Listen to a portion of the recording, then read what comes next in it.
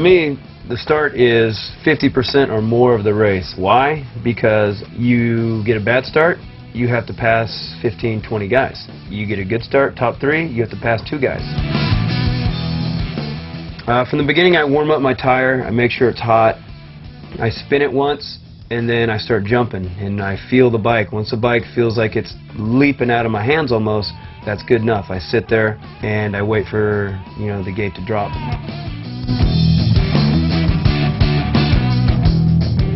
Sit there, have your weight back, feet in front of the pegs, I feel, so you don't slide back, butt a little bit farther back, have more stand up, more up straight.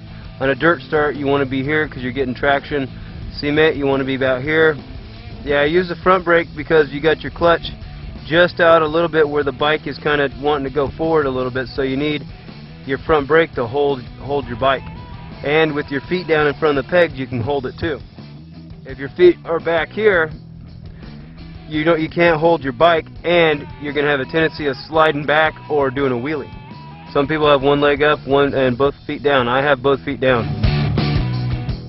I just feel like I have more stability coming off more control coming off the concrete or the dirt, and it's rider preference.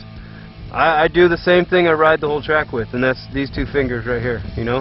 One finger on the brake, one finger on the clutch, and you notice the bikes are like this, down a little bit, so when you gas it, they take off.